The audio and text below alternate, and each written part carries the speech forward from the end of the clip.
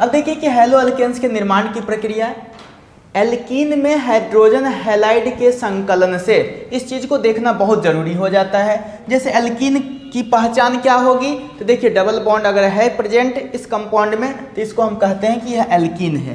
तो जैसे देखिए कि 1 2 3 3 कार्बन का ये एल्कीन है, तो इसको आप प्रोपीन लिख सकते हैं, यह प्रोपीन हो गया।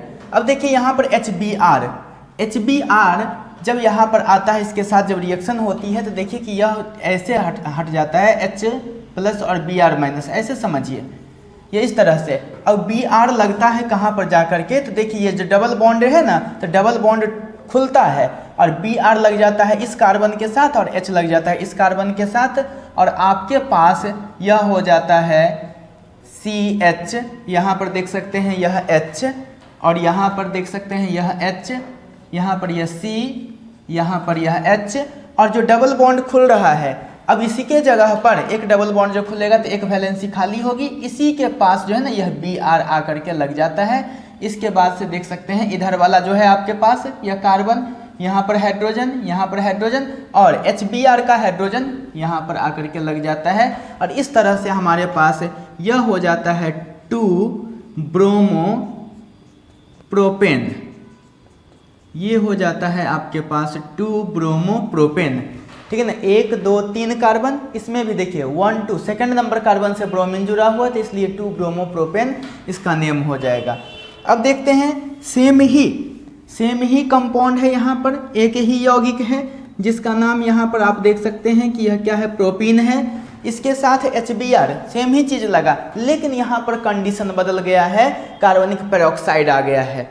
पेरोक्साइड आपको पता है, जैसे H2O2 की यदि हम बात करें, H2O2 इसको हाइड्रोजन पेरोक्साइड कहा जाता है, HOOH, यानी ऑक्सीजन ऑक्सीजन सिंगल बॉन्ड जब रहता है तो इसको हम लोग कहते हैं कि यह पेरोक्सी बॉन्ड है। और इस तरह से यहाँ पर यह पेरोक्साइड के प्रेजेंस में, उसकी उपस्थिति में, यानी पर ऑक्साइड की उपस्थिति में सेम ही रिएक्शन को लाया जाए, तब देखिए कि प्रोडक्ट बदल जाती है। यहाँ पर 2 ब्रोमो नहीं होकर के सीधे ब्रोमो यानी कि साइड वाला कार्बन से लग जाता है। तो देखिए यहाँ पर इसमें तो कोई भी तरह से परिवर्तन नहीं होगा, इस कार्बन के साथ 3 हाइड्रोजन जैसे वैसे। यहाँ पर देखिए जो सेकंड नंबर यह कार्बन है, तो यहाँ पर H है ही, इसके बाद ये डबल बॉन्ड है, यह डबल बॉन्ड खुलता है, टूटता है, यहाँ से सिंगल बॉन्ड बचेगा, एक वैलेंसी आ जाएगी। यहाँ पर क्या जुड़ेगा, तो HBr का H जुड़ जाएगा, और इसके बाद से ये साइड वाला जो कार्बन आप देख रहे हैं, इसके साथ भी तो डबल बॉन्ड था, तो देखिए कि पहले से 2 हाइड्रोजन है इसके पास, लेकिन ये डबल बॉन्ड खुलने के कारण से एक वैलेंसी यहाँ पर खाली हुई है, यहाँ पर सीधे Br लिख दीजिए। तो इस तरह से आप सीधे इसको देखते हैं, तो इसको हम लिखते हैं 1 ब्रोमो प्रोपेन, 1 ब्रोमो, क्योंकि देखिए फर्स्ट नंबर कार्बन से जुड़ गया ब्रोमीन, तो इसको कहते हैं कि 1 ब्रोमो। 3 कार्बन का अल्केन, तो इसको कहते हैं 1 ब्रोमो प्रोपेन, इसका नेम हो जाएगा। इस तरह से आपने देखा कि अगर इसे नॉर्मल कंडीशन में सीधे रखा जाता है, अल्कीन यानी प्रोपीन क्या है, एक अल्कीन है, उस पर हाइड्रोजन हैलाइड, क्यों कहते हैं हाइड्रोजन हैलाइड, हाइड्रोजन है और हैलोजन में क्या है यहाँ पर ब्रोमीन, तो इस तरह से हमें पता चला कि यह हाइड्रोजन ब्रोमाइड हो गया। तो इसका नेम है हाइड्रोजन ब्रोमाइड, इसको भी लिख लिया जाए। HBr को हम क्या लिखते हैं, हाइड्रोजन ब्रोमाइड, और यहाँ से तो वही सेम ही चीज है हाइड्रोजन ब्रोमाइड, इसलिए इसको कहते हैं हाइड्रोजन हैलाइड, हाइड्रोजन ब्रोमाइड इसका नेम है HBr का, ठीक है ना। यह प्रोपीन, लेकिन यह कार्बनिक पेरोक्साइड की जो है ना उपस्थिति में हो रहा है, तो इसलिए ये प्रोडक्ट और ये प्रोडक्ट, ये प्रतिफल और ये प्रतिफल देखिए कि बदल चुका है। चलिए अब देखते हैं हम लोग इसी चैप्टर में जो हैलो अल्केन हैलो एरीन पढ़ रहे हैं, इसी चैप्टर में कुछ नाम अभिक्रिया, नेम रिएक्शन, जिसमें क्या होता है कि हैलो अल्केन का निर्माण होता है। तो चलिए देखिए नाम अभिक्रिया, नेम रिएक्शन। पहला है फिनकेल्स्टिन अभिक्रिया, फिनकेल्स्टिन। देखिए इसमें हमेशा यहाँ से ध्यान दीजिए कि जैसे RX, यह हैलो अल्केन को यह सामान्य रूप में दिखाया जाता है, हैलो अल्केन को, यानी कि जनरल फार्मूला इसको कह सकते हैं, सामान्य सूत्र कह सकते हैं, और यह है सोडियम आयोडाइड NaI। इसी चीज को लैंग्वेज में हमने लिख दिया है, यहाँ पर क्या लिखा है, तो देख सकते हैं कि हैलो अल्केन की अभिक्रिया जब सोडियम आयोडाइड से होती है तो आयोडो अल्केन बनता है। यही अभिक्रिया क्या कहलाती है? फिनकेल्स्टीन अभिक्रिया कहलाती है। लिखा हुआ है हैलो अल्केन की अभिक्रिया जब सोडियम आयोडाइड के साथ होती है तो आयोडो अल्केन बनता है। यही फिनकेल्स्टीन अभिक्रिया है। देख सकते हैं RXR एल्किल समूह होता है, X क्या हो गया? हैलोजन हो गया, जहां पर यह क्लोरीन ब्रोमीन हो सकता है यह X।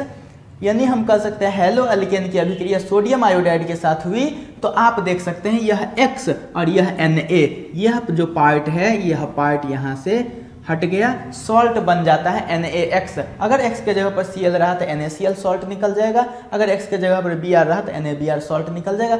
R और यहाँ से I, यह Ri आयोडो अल्केन जो क्या है? एक हैलो अल्केन है, इसका निर्माण हो जाता है।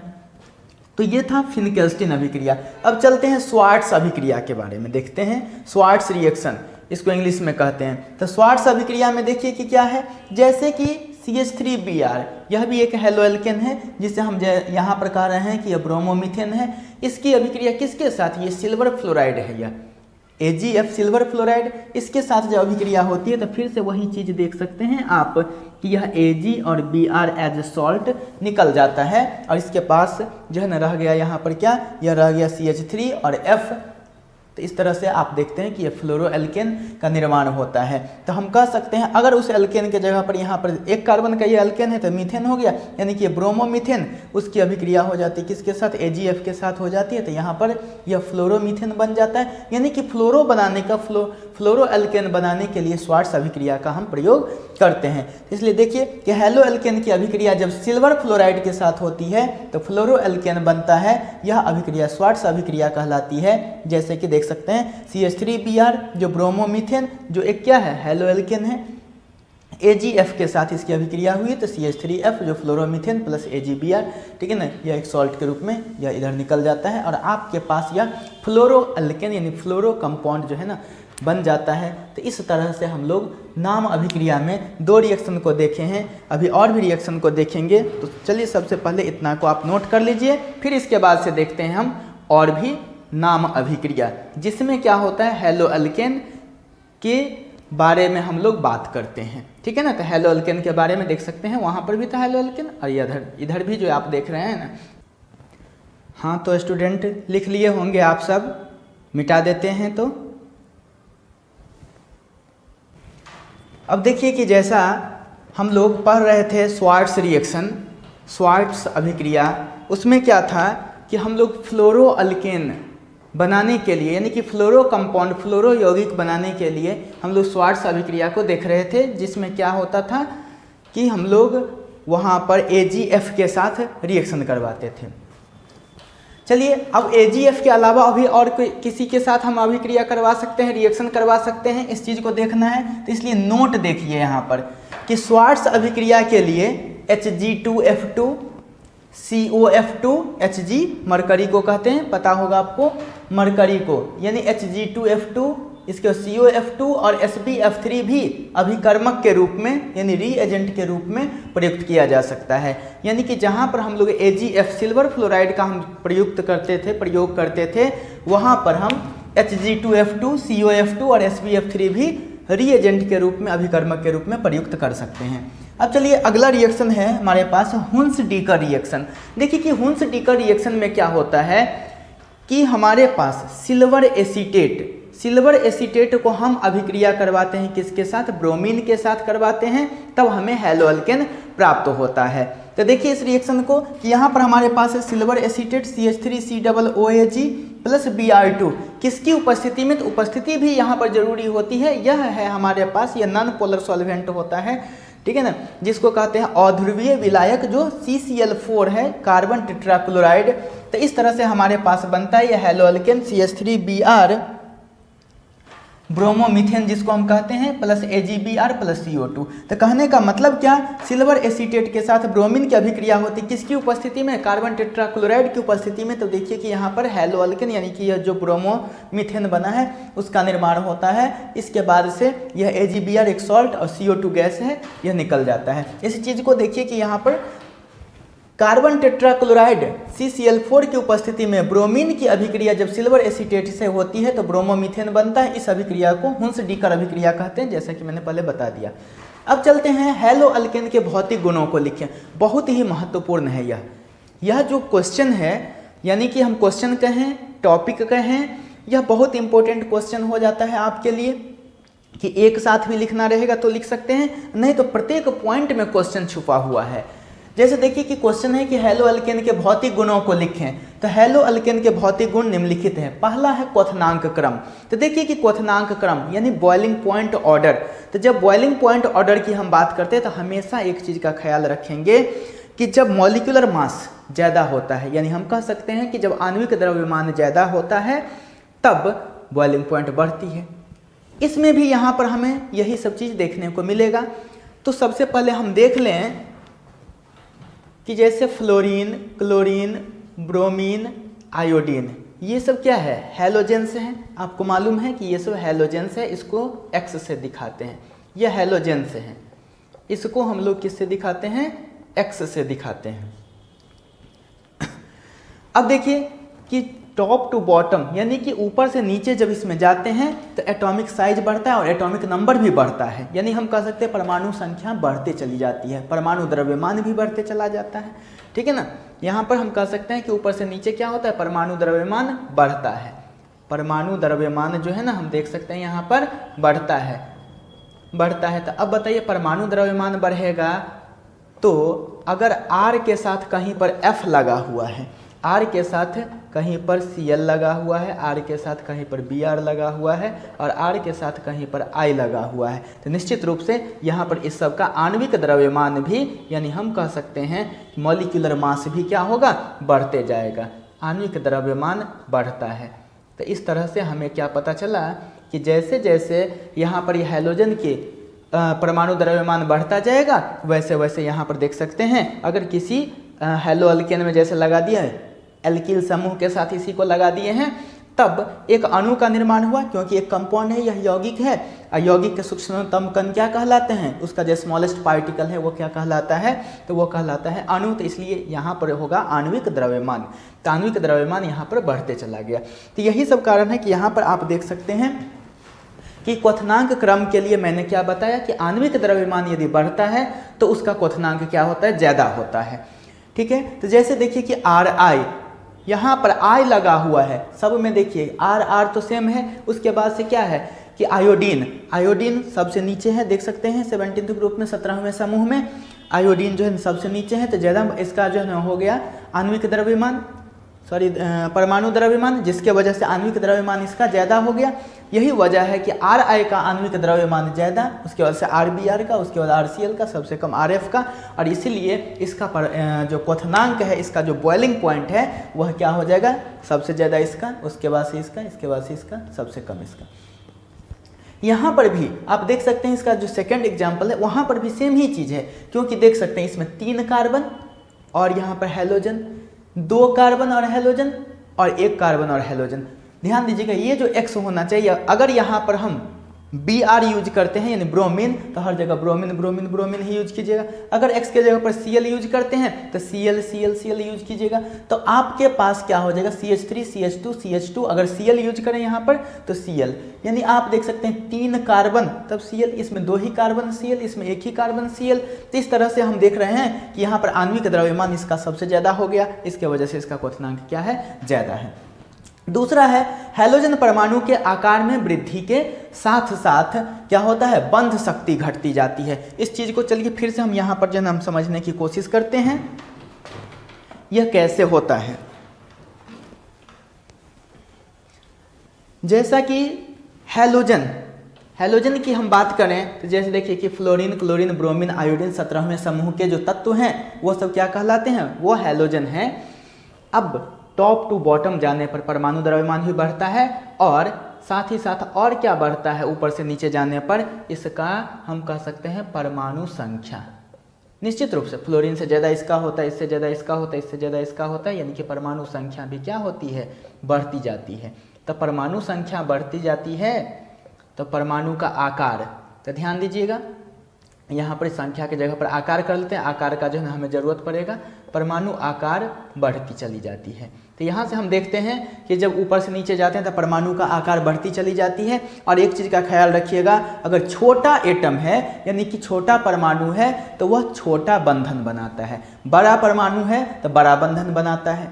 तो फिर से ध्यान दें, छोटा परमाणु तो छोटा बंधन और बड़ा परमाणु तो वह बड़ा बंधन बनाता है। अगर RF में हम देखें इसके बंधन को, चूँकि यहाँ पर बंधन शक्ति की बात हमें करना है तो इसलिए RF आप देख सकते हैं।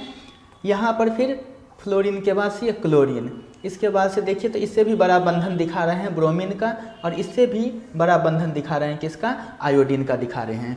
तो यहाँ पर चलिए एक चीज़ मैंने बताने की कोशिश किया है यहाँ पर, वह क्या कि छोटा एटम छोटा बॉन्ड बनाता है।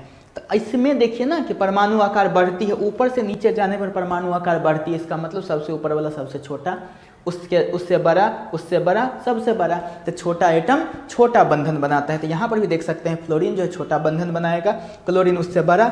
इसके बाद से आप देख सकते हैं कि RBr यानी कि ब्रोमीन जो है इसके साथ उससे भी बड़ा, और आयोडीन सबसे बड़ा। और एक चीज़ आपको पता होना चाहिए कि क्या होता है ना कि छोटा बंधन मजबूत होता है और बड़ा बंधन जो होता है वह कमज़ोर होता है, वीकर होता है। ऐसे भी अगर किसी लकड़ी का, चाहे जो बांस का जो एक फट्टी होता है उसका छोटा सा टुकड़ा बहुत मजबूत होता है, लेकिन उसी का बड़ी लंबा सा क्या होता है, बीच से वह बेंड करते जाता है, ठीक है ना, दोनों तरफ इस तरह से लप जाता है और बीच में जो है ना वह मुड़ जाता है। कहने का मतलब जो बड़ा बॉन्ड होता है वो वीकर हो जाता है। तो यहाँ पर भी उसी तरह से हम देख सकते हैं कि यहाँ पर बड़ा एटम नीचे की तरफ हुआ है, लेकिन विद्युत ऋणात्मकता की बात है तो यह भी आप ध्यान दे दीजिए, ऊपर से नीचे जो है ना, अगर विद्युत ऋणात्मकता की बात हम देखें तो ऊपर से नीचे विद्युत ऋणात्मकता जो है, इलेक्ट्रोनिगेटिविटी जो है, यानी कि विद्युत ऋणात्मकता जो है इसकी, विद्युत ऋणात्मकता घटती है, विद्युत ऋणात्मकता घटती है। तो हमने तो यहाँ पर बॉन्ड के हिसाब से तो देख लिया कि बॉन्ड के हिसाब से देख लिया कि यह बड़ा एटम तो यह बड़ा बॉन्ड बनाएगा, लॉन्गर बॉन्ड बनाएगा, लंबा बॉन्ड बनाएगा। लंबा बॉन्ड जो होता है, लंबा बंधन जो होता है वह वीकर होता है, दुर्बल होता है, कमजोर होता है वह, ठीक है ना। तो इसका मतलब क्या, अगर विद्युत ऋणात्मकता के हिसाब से देखें तो ऊपर से नीचे जाने पर विद्युत ऋणात्मकता घटती जाती है, तो यहाँ पर बॉन्ड क्या होता है, बढ़ते जाता है। अब बढ़ता हुआ बॉन्ड की शक्ति क्या होती है, कमजोर होती है, दुर्बल होती है। तो इसलिए हम कह सकते हैं दोनों को मिला करके कि अगर विद्युत ऋणात्मकता घटती है हैलोजन की, तब यहाँ पर बंधन की शक्ति भी घटती जाती है। देखिए यही पॉइंट है यहाँ पर कि हैलोजन परमाणु के आकार में वृद्धि के साथ साथ बंधन शक्ति घटती चली जाती है। जैसे बंधन शक्ति की बात करें तो यहाँ पर देख सकते हैं, जैसे कि आकार के हिसाब से पहले भी मैंने बताया था, तो फ्लोरीन का आकार छोटा, ठीक है ना, तो फ्लोरीन के जो है ना, फ्लोरीन का आकार जो यहाँ पर छोटा हो गया। तो यहाँ से हम लोग एक चीज़ देख सकते हैं कि छोटा बंधन मजबूत था, उससे बड़ा कमजोर, उससे बड़ा और कमजोर, सबसे बड़ा सबसे कमजोर। तो इसलिए बंधन शक्ति का यह ऑर्डर दिया हुआ है, तो CH3 का सबसे कमजोर बंधन होगा, CH3I का। अब तीसरा पॉइंट कि हैलोजन परमाणु की विद्युत ऋणात्मकता में घटोतरी के साथ साथ द्विध्रुव आघूर्ण भी घटता चला जाता है, कोई दिक्कत नहीं है। अब रही बात कि यहाँ पर द्विध्रुव आघूर्ण की बात, ये क्या हो जाती है भाई, द्विध्रुव आघूर्ण क्यों बनता है ये, चलिए इसको मैं मिटाता हूँ यहाँ से, थोड़ा सा रफ में मैं बता दूं। यही सब डिस्कशन है और इसी में से एक एक पॉइंट को आपको क्वेश्चन के रूप में पूछा जा सकता है। अब पूछा जाता है रीजन बताइए, इसका कारण बताइए, ऐसा क्यों होता है, वर्णन कीजिए, ठीक है ना। तो चलिए कहा गया यहाँ पर क्या कि हैलोजन परमाणु के विद्युत ऋणात्मकता में घटोतरी के साथ साथ, तो आपको तो पता है कि ये फ्लोरीन, क्लोरीन, यह ब्रोमीन, आयोडीन ऊपर से नीचे जब जाते हैं तो विद्युत ऋणात्मकता घटती है। विद्युत ऋणात्मकता जो है, विद्युत ऋणात्मकता घटती है, ऊपर से नीचे जाने पर विद्युत ऋणात्मकता घटती है। क्यों? क्योंकि आपको पता है कि इसके लिए विद्युत ऋणात्मकता की जो वैल्यू होती है 4.0, इसके लिए 3.0, इसके लिए 2.8, उससे भी कम होता है, यानी कि ऐसे ऐसे ये घटते चली जाती है। अब क्या होता है, जैसे मैं बात कर लूँ यहाँ पर, जैसे CH3 है और Cl है ना, यह कार्बन की विद्युत ऋणात्मकता जो होती है, विद्युत ऋणात्मकता को हम लोग दिखाते हैं En से। विद्युत ऋणात्मकता को हम लोग दिखाते हैं En से। और कार्बन के लिए यहाँ पर बात करें, क्योंकि यह जो बॉन्ड है वो कार्बन के साथ है, हाइड्रोजन के साथ नहीं है, यह इस तरह से है दरअसल। देखिए यह H, यहाँ पर भी यह H, इसके साथ है। कार्बन की जो विद्युत ऋणात्मकता होती है, इसके लिए En की बात करें तो ये होती है 2.5 और क्लोरीन की होती है 3.0।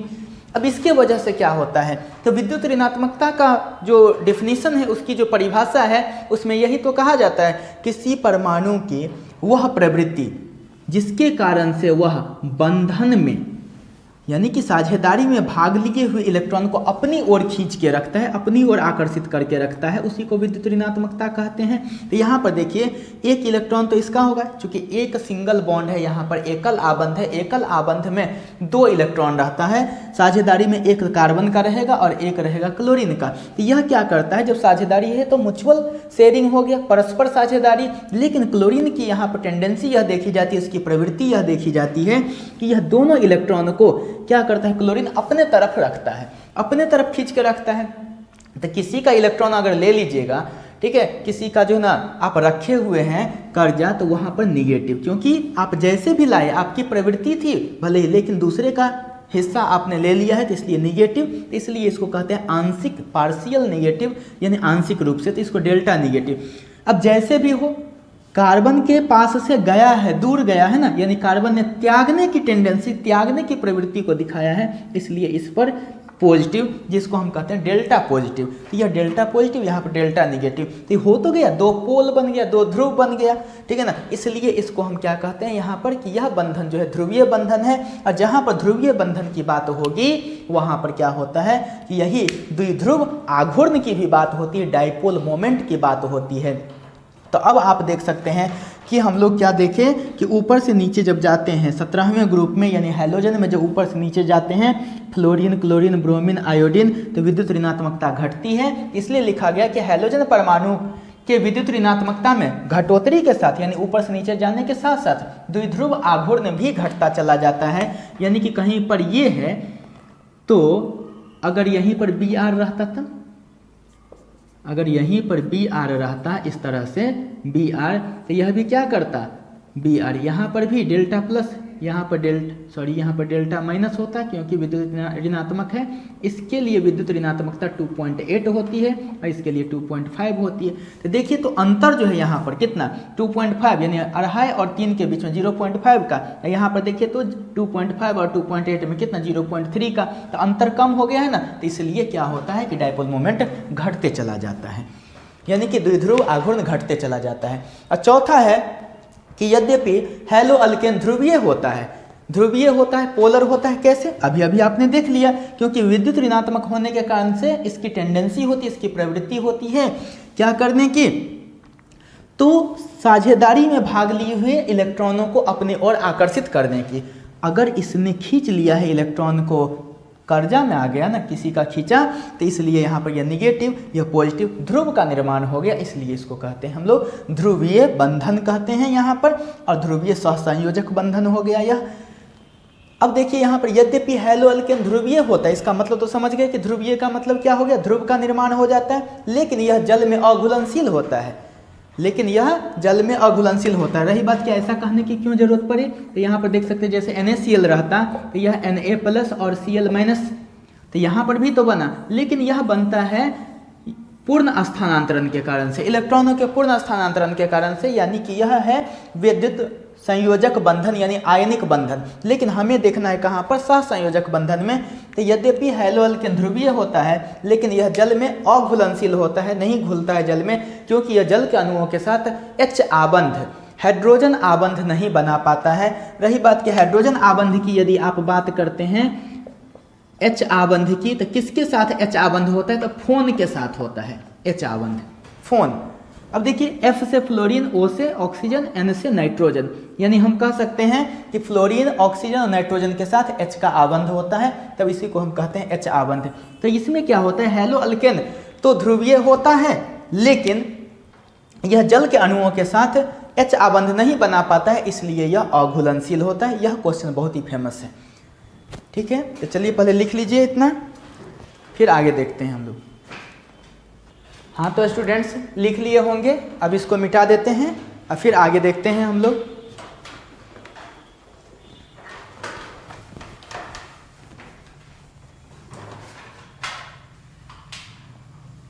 अभी हम लोग देख रहे थे हैलो अल्केन के भौतिक गुण, अब देखेंगे हैलो अल्केन के रासायनिक गुणों को। रासायनिक गुण कहिए या रासायनिक अभिक्रिया कहिए, वही चीज़ है। तो यह बहुत ही इम्पोर्टेंट है, रासायनिक गुण या रासायनिक अभिक्रिया, इस चीज़ को हमें देखना पड़ेगा। लेकिन इसमें से जितना भी पॉइंट आपने देखा है, ख्याल रखिएगा इसमें से एक एक क्वेश्चन बहुत ही इम्पोर्टेंट है, एक एक क्वेश्चन बन जाता है, सीधे लगा देगा कि इसमें क्यों, जो भी पॉइंट है उसमें लगा देगा क्यों, क्वेश्चन बन गया।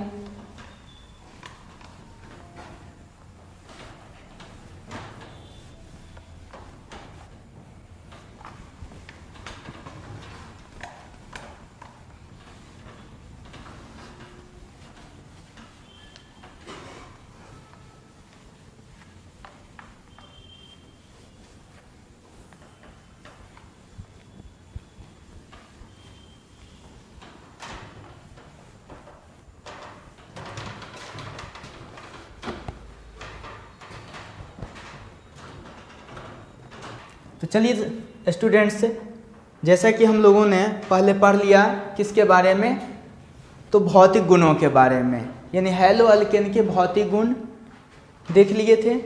अब चलते हैं रासायनिक गुण या रासायनिक अभिक्रियाएं।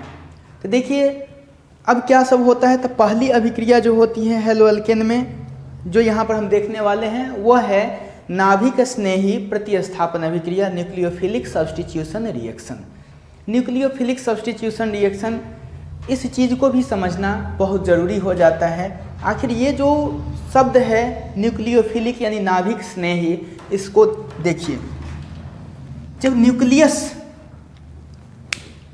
को कहते हैं हिंदी में नाभिक, नाभिक में जो होता है, ऐसे हम देखें तो परमाणु के बीच में जो क्या होता है, नाभिक होता है। नाभिक में प्रोटॉन और न्यूट्रॉन रहता है और इलेक्ट्रॉन उसके चारों तरफ क्या होता है ना, वह विभिन्न कक्षाओं में चक्कर लगाते रहता है, रिवॉल्व करते रहता है, इतना पता है। तो इलेक्ट्रॉन तो निगेटिव होता है, तो वो तो बाहर है, लेकिन नाभिक में कौन है, प्रोटॉन और न्यूट्रॉन। न्यूट्रॉन तो आवेशहीन होता है, उस पर कोई आवेश नहीं होता है, प्रोटॉन पर धनावेश होता है। तो अब बताइए नाभिक में क्या सब हो गया, प्रोटॉन और न्यूट्रॉन। तो प्रोटॉन पर धनावेश, न्यूट्रॉन पर कोई आवेश नहीं, यानी हम कह सकते हैं कि नाभिक जो हो गया वो धनावेशित हो गया। तो धन आवेशित हो गया यानी पॉजिटिव चार्ज नाभिक पर, ठीक है। तो यहाँ पर हम जो देखने जा रहे हैं कि नाभिक स्नेही, नाभिक को स्नेह करने वाला, नाभिक को लव करने वाला। तो बताइए अब यहाँ पर हम लोग जो है बात करें तो नाभिक का मतलब क्या हो गया, धनावेशित, यानी कि धनावेशित को खोजने वाला, धनावेशित को स्नेह करने वाला। तो यहाँ पर देख सकते हैं नाभिक स्नेही प्रतिस्थापन अभिक्रिया, न्यूक्लियोफिलिक सब्स्टिट्यूशन रिएक्शन। अब यहाँ पर C और X, क्योंकि देखना तो हमें है यही कार्बन और हैलोजन बॉन्ड को। तो कार्बन और हैलोजन बॉन्ड में पीछे भी हम लोग देख चुके हैं, जैसे द्विध्रुव बनता था, डाइपोल बनता था, किसके कारण से, विद्युत ऋणात्मकता के अंतर के कारण से, इलेक्ट्रोनिगेटिविटी डिफरेंस के कारण से। कार्बन की तुलना में जो भी हैलोजन है उसकी जो विद्युत ऋणात्मकता है वो अधिक है, और इसी वजह से यहाँ पर यह विद्युत ऋणात्मक होने के कारण से हैलोजन पर डेल्टा निगेटिव चार्ज और कार्बन कम विद्युत ऋणात्मक है, तो इसलिए इस पर डेल्टा पॉजिटिव चार्ज। तो यहाँ पर हम कह सकते हैं यह बॉन्ड जो बना हमारा, यह जो बंधन है वो कैसा, पोलर, यानी कि ध्रुवीय बंधन। अब देखिए जो ध्रुवीय बंधन, तो यहाँ पर इतना तो पता हो गया आवेश के बारे में, कार्बन पर कैसा आवेश, धनावेश। अब यहाँ पर हम Nu- दिखाए हैं न्यूक्लियोफाइल को, नाभिक स्नेही की जो बात कर रहे हैं, नाभिक स्नेही जो भी पदार्थ आएंगे, जो भी स्पेसीज आएंगे यहाँ पर, तो उसी चीज़ को मैंने दिखाया यहाँ पर कि Nu-। अब बताइए नाभिक स्नेही है तो कहाँ पर जाएगा, नाभिक पर का आवेश होता है धनावेश, तो यह जाएगा धनावेश के पास। तो धनावेश कहाँ पर है, देख सकते हैं कार्बन के पास है, यानी कार्बन पर है धनावेश। तो यह न्यूक्लियोफाइल जो है, नाभिक स्नेही जो पदार्थ है, वह कहाँ पर जाएगा, किसके साथ जाएगा, तो कार्बन के साथ। और इसलिए देखिए कि Nu जो है, Nu जस्ट एक न्यूक्लियोफाइल का यानी नाभिक स्नेही पदार्थ का वह क्या है, एक संकेत है। तो X हट जाता है यहाँ से और यहाँ पर लग जाता है क्या, NU लग जाता है और X माइनस के रूप में अलग हो जाता है, साइड हो जाता है। और इस तरह से न्यूक्लियोफाइल जो है कार्बन से जुड़ करके एक नया पदार्थ बनाता है। और यही चीज़ है यहाँ पर इस उदाहरण में, इतना सारा एग्जाम्पल है इसका। तो पहला जो है नाभिक स्नेही प्रतिस्थापन अभिक्रिया, उसी का यह उदाहरण। जैसा कि हम देख सकते हैं C2H5Br, C2H5Br पर अगर हम KOH डालते हैं, एक्वस KOH मतलब जलीय KOH डालते हैं, तो आप देख सकते हैं कि आपके पास यहाँ पर C2H5Br था, C2H5Br। अब यहाँ से हमारे पास क्या है, KOH है, तो KOH है तो K प्लस और OH माइनस, और यहाँ पर देखिए तो ये जो था Br माइनस और C पर प्लस होता, तो यानी हम देख सकते हैं कि OH माइनस जो है वही Nu माइनस है, न्यूक्लियोफाइल है, और ये यहाँ से किसके पास चला जाता है, C2H5 के साथ। तो C2H5 के साथ OH आ गया, तो देख सकते हैं C2H5OH और K प्लस और Br माइनस एक साथ आकर के यह KBr बन गया यहाँ। तो हमें क्या मिल गया, अल्कोहल मिल गया, एथेनॉल मिल गया। यानी देख सकते हैं ब्रोमो इथेन था, हेलो अल्केन, उस पर एक्वस KOH को जब डालते हैं यानी जलीय KOH को, तो KOH से जो OH माइनस आता है वह न्यूक्लियोफाइल है, और वही देखिए कि C2H5 के साथ लग करके C2H5OH बना था और KBr बन गया। इसी ब्रोमो इथेन पर अमोनिया को डाल देते हैं, लेविस बेस है यह। तो यहाँ से हम देख सकते हैं कि इस पर जब अमोनिया को डालते हैं तो देखिए C2H5NH2 ऐसे यह बना होगा। इस चीज़ को हम देखें तो यह बना होगा इस तरह से, जैसा कि हम लोग दिखाए थे कि C2H5 से जैसे X माइनस हट गया यानी Br माइनस को हटाइए और इसके साथ क्या लग जाएगा, तो NH3 से NH2 लग जाएगा, क्योंकि NH3 में से एक हाइड्रोजन और यहाँ से Br, HBr जो है यहाँ से निकल जाएगा, यहाँ से यह HBr जो है ना इस तरह से यह निकलता है, ठीक है ना। तो कहने का मतलब क्या है, इस चीज़ को यहाँ पर समझ लेना है। और हमारे पास क्या लग जाएगा इसके पास, इसके साथ C2H5NH2। इसके बाद से देखिए KCN यदि आता है, ब्रोमोइथेन के साथ KCN को यदि हम अभिक्रिया करवाते हैं तो यहाँ से क्या हो जाएगा, CN आ जाएगा C2H5 के साथ, C2H5 के साथ CN, क्योंकि CN माइनस यहाँ पर न्यूक्लियोफाइल नाभिक स्नेही पदार्थ आता है, तो यह इथेन नाइट्रिल बनता है और KBr अलग हो जाता है। इसी तरह से AgCN, लेकिन सिल्वर देखिए, सिल्वर साइनाइड की बात करते हैं, AgCN यदि आता है तो यह जो बनता है वह नाइट्रिल नहीं बन करके आइसोनाइट्रिल बनता है। ऐसा क्यों आइसोनाइट्रिल, क्योंकि देखिए यहाँ पर कार्बन के साथ C2H5 वाला जो कार्बन है उसके साथ CN का कार्बन जुड़ा है, लेकिन यहाँ पर C2H5 के साथ CN का जो N जुड़ा है, नाइट्रोजन से जुड़ा हुआ है, तो इसलिए इसको आइसोनाइट्रिल कहते हैं और AgBr अलग हो गया। फिर इसी ब्रोमोइथेन को KNO2 के साथ, पोटेशियम नाइट्राइट के साथ, पोटेशियम नाइट्रेट के साथ, यदि हम यहाँ से देख सकते हैं NO2 माइनस, यहाँ पर क्या बन जाएगा, न्यूक्लियोफाइल नाभिक स्नेही पदार्थ, और C2H5 के साथ NO2 जुड़ गया, ठीक है ना, NO2। तो NO2 में दो चीज़ें होती है, नाइट्रोजन से जुड़ रहा है कि ऑक्सीजन से जुड़ रहा है, यह मायने रखता है, ठीक है ना। तो अगर C2H5 तो है NO2, KNO2 से हमें क्या प्राप्त हुआ, हमें प्राप्त होता है NO2, लेकिन इस NO2 का ऑक्सीजन से जुड़ जाए, उस NO2 का ऑक्सीजन जो है C2H5 से जुड़ता है, इसको हम नाइट्राइट कहते हैं, तो एथिल नाइट्राइट बन जाता है। लेकिन यही AgNO2 का रिएक्शन होता है ब्रोमो इथेन के साथ, ब्रोमो इथेन देख सकते हैं C2H5Br इसके साथ होता है। तो आप देखिए कि यहाँ से सीधे NO2 माइनस जो आ गया हमारे पास किस रूप में, तो न्यूक्लियोफाइल के रूप में, तो ये C2H5 के साथ डायरेक्ट नाइट्रोजन से जुड़ता है। वह चीज़ भी ऊपर वाला भी जो था वह क्या था, NO2 था, लेकिन ऑक्सीजन से जुड़ता है तो वह क्या हो गया, नाइट्राइट बना। लेकिन यह NO2 नाइट्रोजन से जुड़ता है तो नाइट्रो, तो नाइट्रोजन से जुड़े NO2 का नाइट्रोजन से जुड़ता है तो इसको हम कहते हैं नाइट्रोइथेन, लेकिन वही ऑक्सीजन से जुड़ जाए तो इसको कहते हैं हम नाइट्राइट। अब यहाँ पर देख सकते हैं ब्रोमो इथेन को हम R-ONA, यह R-ONA क्या है इसको हम समझते हैं। R-ONA इसको कहते हैं हम सोडियम इथॉक्साइड। यह जो R-ONA है तो यह क्या बना होगा, इसका जो नेम है, इसका नेम है सोडियम इथॉक्साइड। यह अल्कोहल में सबसे पहले तो इसको ethoxide, ethoxide, sodium ethoxide. Alcohol में अगर धातु से अभिक्रिया होती है तो यही चीज़ बनता है, इथॉक्साइड बनता है। तो यहाँ पर हम कह सकते हैं सोडियम इथॉक्साइड के साथ अभिक्रिया जब हम करवाते हैं तब क्या होता है, यह Na और Br अलग हो गया और यह OR डैश इसके साथ जुड़ जाता है C2H5 के साथ, यानी C2H5 OR डैश और यह ईथर बन गया प्लस NaBr।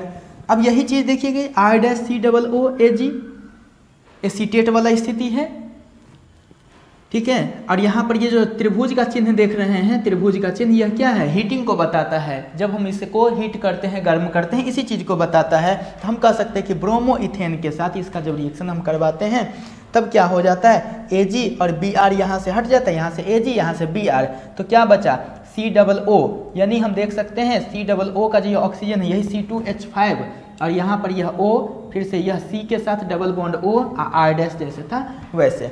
यह ऐसे हुआ होगा, यहाँ पर देख लें हम लोग इसको, यह ऐसे हुआ होगा जो C2H5Br है हमारे पास और यहाँ पर हमारे पास है R डैश COOAg। यह दरअसल कैसे रहा होगा, यह दरअसल ऐसे रहा होगा C डबल बॉन्ड O, यहाँ पर O माइनस और Ag प्लस। तो यह Ag प्लस और Br निकल जाता है यहाँ से, तो Ag Br हट गया, आपके पास क्या बचा, तो बचा C2H5। यहाँ से देखिए इस ऑक्सीजन से जुड़ेगा तो ये ऑक्सीजन, फिर यह कार्बन, कार्बन से जुड़ा हुआ डबल बॉन्ड ऑक्सीजन और यहाँ से R डैश। तो इस तरह से हम कह सकते हैं। तो यह डबल बॉन्ड नीचे भी हो सकता है चाहे ऊपर कहीं पर भी। तो देखिए C2H5O COO R डैश, देखिए यही चीज़ तो बना है यहाँ पर और AgBr ऐसे निकल गया है। तो इस तरह से हमने देखा कि नाभिक स्नेही प्रतिस्थापन अभिक्रिया में ये सब इसके उदाहरण हो गए। अब दूसरा देख लेते हैं। यहाँ पर जो दूसरा है अभिक्रिया वो है विस्थापन अभिक्रिया, एलिमिनेशन रिएक्शन इसको कहते हैं। तो देखिए एलिमिनेशन, एलिमिनेट करना, विस्थापित करना। अब किसको विस्थापित करते हैं तो यहाँ से हमें समझना पड़ेगा। इसमें देखिए हैलोजन कहाँ पर लगा हुआ है, यहाँ पर Br क्या है, ब्रोमीन जो है एक हैलोजन है। यह जिस कार्बन से लगा हुआ है उस कार्बन को ही हम अल्फा कार्बन कहते हैं और अल्फा कार्बन से लगने वाला जो कार्बन होता है उसको बीटा कार्बन कहते हैं। एक बीटा कार्बन इधर भी है और इधर भी, तो इस अल्फा से जुड़ा हुआ तो यह भी बीटा कार्बन है, ठीक है। तो यही चीज़ देखिए इस अभिक्रिया में अल्फा कार्बन से हैलोजन परमाणु, जैसे देखिए अल्फा कार्बन से हैलोजन परमाणु और बीटा कार्बन से H परमाणु यानी हाइड्रोजन परमाणु का निष्कासन होता है सैटजेफ नियम के अनुसार। सैटजेफ नियम इसलिए क्योंकि यहाँ पर मेजर प्रोडक्ट कौन बनेगा, अधिक मात्रा में कौन बनेगा।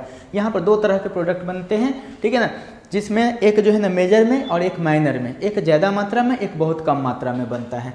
तो देख लेते हैं, तो किसको हम लोग जो है ना लेते हैं प्रोडक्ट के रूप में, तो जिसकी मात्रा अधिक होती है मेजर प्रोडक्ट, तो वही सैटजेफ नियम के अनुसार से। सैटजेफ जो है ना एक केमिस्ट थे, केमिस्ट्री के साइंटिस्ट। तो देखिए CH3 CH2 CH और इधर CH3, तो जिस कार्बन से Br जुड़ा हुआ है वह carbon alpha carbon, alpha carbon से जुड़ा हुआ जो कार्बन है वो बीटा कार्बन, इधर से भी देख सकते हैं बीटा कार्बन। लेकिन यहाँ पर एक्वस KOH नहीं, एक्वस KOH यहाँ पर था, न्यूक्लियोफाइल बन रहा था वहाँ पर, ठीक है ना। लेकिन यहाँ पर यह अल्कोहलिक KOH है, अल्कोहलिक KOH यानी अल्कोहल में KOH का जो है ना सॉल्यूशन बना हुआ। यहाँ पर जल में बना हुआ था KOH का सॉल्यूशन, तो वह एक्वस KOH था और यहाँ पर अल्कोहलिक KOH।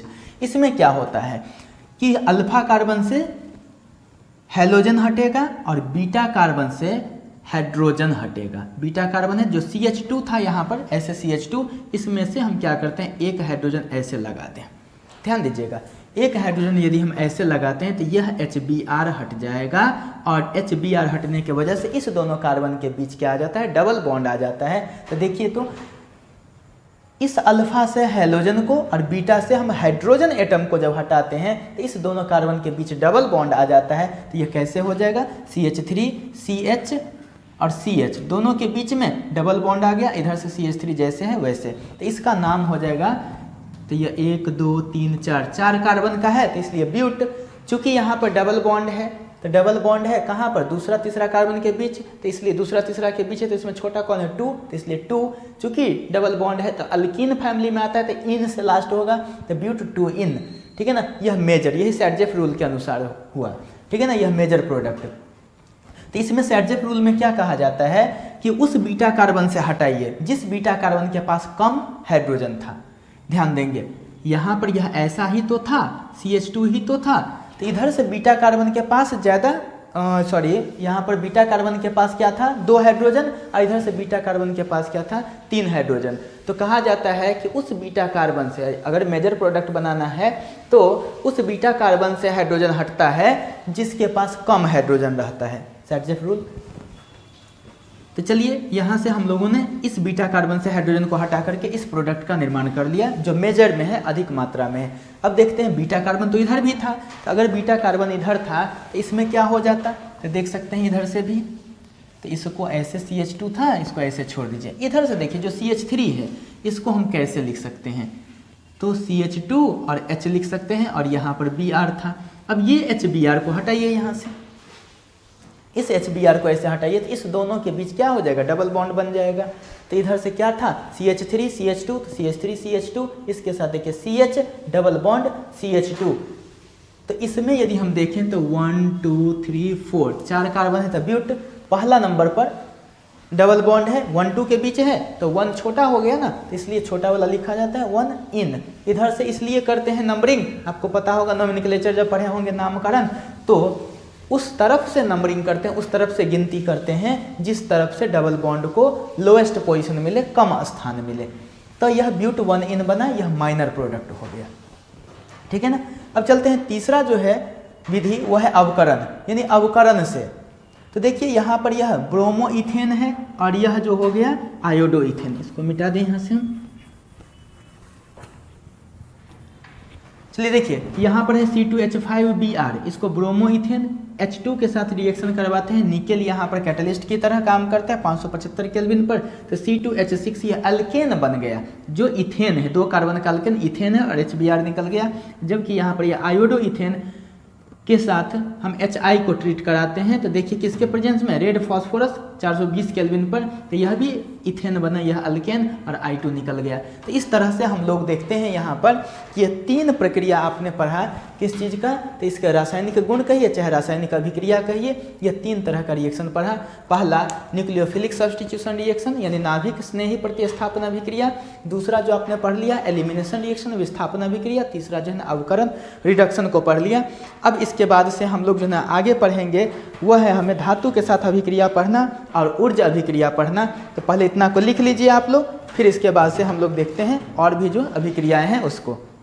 हाँ तो स्टूडेंट लिख लिए होंगे आप लोग, अब मिटा देते हैं इसको। और इसके बाद से और भी जो भी अभिक्रियाएं हैं, 3 अभिक्रिया अभी पढ़े थे, चौथा से देखेंगे, पहले मिटा देते हैं इसे।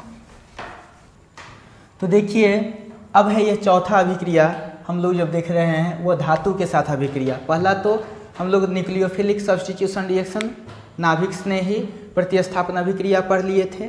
उसके बाद दूसरा जो है विस्थापन अभिक्रिया एलिमिनेशन रिएक्शन पढ़ लिए, तीसरा जो पढ़ लिए थे अवकरण, और चौथा पढ़ रहे हैं हम लोग धातु के साथ अभिक्रिया। यानी हम कह सकते हैं हेलो एल्केन की अभिक्रिया किसके साथ, धातु के साथ कराते हैं। तो देखिए कि इसमें भी हमें 3 तरह की चीज़ें मिलती हैं, कि जैसे पहला है ऊर्ज अभिक्रिया, ऊर्ज रिएक्शन। ऊर्ज रिएक्शन में देखिए RH यानी हेलो एल्केन, इधर भी हेलो एल्केन, यानी कि हम कह सकते हैं कि 2 अणु लेते हैं हेलो एल्केन का, और यहाँ पर देख सकते हैं कि यही सोडियम क्या है, मेटल हो गया, धातु हो गया। धातु के साथ अभिक्रिया इस चैप्टर का, जो इस टॉपिक का नाम है। तो इस तरह से देख सकते हैं धातु की अभिक्रिया, यानी कि 2 मॉलिक्यूल हम किसको लेते हैं, 2 अणु लेते हैं हेलो एल्केन का, धातु के साथ अभिक्रिया कराते हैं। यहाँ पर उपस्थिति किसकी होनी चाहिए, शुष्क ईथर की होनी चाहिए, ड्राई ईथर की होनी चाहिए। और इसके वजह से यहाँ पर क्या होता है देख सकते हैं, यह X यहाँ से और X यहाँ से और 2Na, देखिए यह X 2Na और X, तो NaX, तो Na भी 2 बार और X भी 2 बार, इसलिए यहाँ पर देख सकते हैं कि 2NaX हट गया। तब जुड़ेगा क्या, तो यहाँ से R और यहाँ से R, यानी R और R, जैसे CH3 रहता तो इधर से भी CH3 इधर से भी CH3, क्या बन जाता, 2 कार्बन का अल्केन यानी इथेन बन जाता। यानी R और R जो है ना हो गया, यानी R single bond R alkane बना। यानी हम कह सकते हैं कि यह बहुत ही इंपॉर्टेंट पॉइंट है ऊर्ज रिएक्शन, जिसमें क्या होता है कि हमें हेलो अल्केन से हमें अल्केन कैसे बनाना है। तो हेलो एल्केन से अल्केन बनाना है तो इसके लिए क्या करना पड़ेगा कि आप मेटल के साथ, जैसे सोडियम है, सोडियम के साथ अभिक्रिया करा दीजिए, उसका 2 मॉलिक्यूल ले लीजिए, 2 अणु ले लीजिए, सोडियम के साथ अभिक्रिया करा दीजिए किसकी उपस्थिति में, तो ड्राई ईथर की उपस्थिति में, शुष्क ईथर की उपस्थिति में। तो देखिए आपको अल्केन मिला। इसी तरह का दूसरा रिएक्शन होता है ओर्ज-फिटिक अभिक्रिया, ओर्ज-फिटिक रिएक्शन। यहाँ पर एक चीज़ गौर कीजिए, ऊपर में क्या था, हेलो अल्केन, यह भी हेलो अल्केन, दोनों सेम था, दोनों सेम। लेकिन इसमें क्या होता है कि एक हेलो एरीन हो जाएगा, जैसे C6H5Cl। तो आप देखिए यहाँ पर C6H5Cl है, तो इसका मतलब क्या, C6H5 को तो यही तो बताते थे कि यह बेंजीन है, इसमें Cl लगा दीजिए, तो इसको क्या कहते थे, क्लोरोबेंजीन कहते थे। यानी कि यह क्या हो गया हमारा, यह क्लोरोबेंजीन। तो क्लोरोबेंजीन क्या है, एक हेलो एरीन है। यानी हम कह सकते हैं कि यह जो क्लोरोबेंजीन है आपके पास, क्लोरोबेंजीन जो क्या है, एक हेलो एरीन है, हेलो एरीन है। हेलो एरीन की अभिक्रिया किससे करा रहे हैं आप, क्लोरोमीथेन से, यानी हेलो अल्केन से।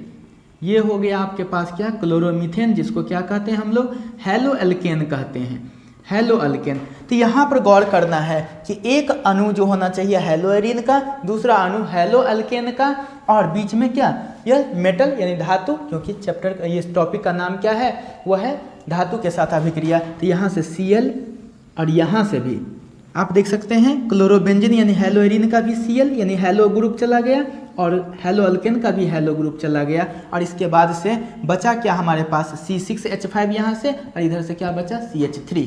अब बीच में क्या, 2Na और 2Cl यानी 2NaCl हट गया। C6H5CH3, C6H5CH3 ये ऐसे हो गया, यानी कि इसको तो हम लोग बेंजीन कहते हैं, ये आपको मालूम है। इसमें क्या करते हैं, यहाँ पर CH3 लगा देते हैं। तो इसका जो नेम है, देखिए ये C6H5CH3 को इस तरह से दिखाते हैं, और इसका नेम है क्या, टॉल्यूइन, इसका नेम है टॉल्यूइन। यानी हम कह सकते हैं कि ओर्ज-फिटिक रिएक्शन में एक हेलो एरीन के अणु, दूसरा हेलो अल्केन के, और मेटल के साथ उसको जो है ना रिएक्शन करवाइए, तो देखिए कि आपको क्या मिल गया, ये टॉल्यूइन मिल गया, और NaCl निकल गया यहाँ से। Mg के साथ अभिक्रिया यानी मैग्नीशियम धातु के साथ अभिक्रिया करा देते हैं, किसका, हेलो अल्केन का, तब क्या मिलता है, तो ग्रिग्नार्ड रिएजेंट मिलता है, ग्रिग्नार्ड अभिकर्मक मिलता है। जैसे C2H5Br, जिसका नाम क्या है, ब्रोमो इथेन कहेंगे, 2 कार्बन है ना, तो ब्रोमो इथेन हो जाएगा यह, और उसके साथ किसका, मैग्नीशियम धातु है, अभिक्रिया करा देते हैं शुष्क ईथर के प्रेजेंस में, इसकी उपस्थिति में। तो देखिए C2H5MgBr, यानी हम कह सकते हैं कि इसको RMgX, यानी हम जनरल फॉर्म में हम कहें तो RMgX ही क्या होता है, ग्रिग्नार्ड रिएजेंट, यानी कि ग्रिग्नार्ड अभिकर्मक। तो C2H5 क्या है, R है, यानी एल्किल समूह है, Mg तो देख ही सकते हैं, और X के जगह पर तो वही क्लोरीन, ब्रोमीन, ये सब आयोडीन, ये सब आ जाता है। तो हम कह सकते हैं कि ग्रिग्नार्ड रिएजेंट का जो सामान्य फार्मूला होता है, ग्रिग्नार्ड अभिकर्मक का सामान्य सूत्र ऑब्जेक्टिव में ये पूछा जाता है, तो उसको हम लिखें तो क्या लिख सकते हैं, RMgX लिख सकते हैं। तो चलिए यहाँ तक हम लोगों ने आज देख लिया इसमें रासायनिक गुण के बारे में, यानी हेलो अल्केन का रासायनिक गुण या रासायनिक अभिक्रियाएं। तो यहाँ तक आप लोग नोट कर लीजिए। फिर इसके बाद आगे का चैप्टर, आगे का जो टॉपिक है जो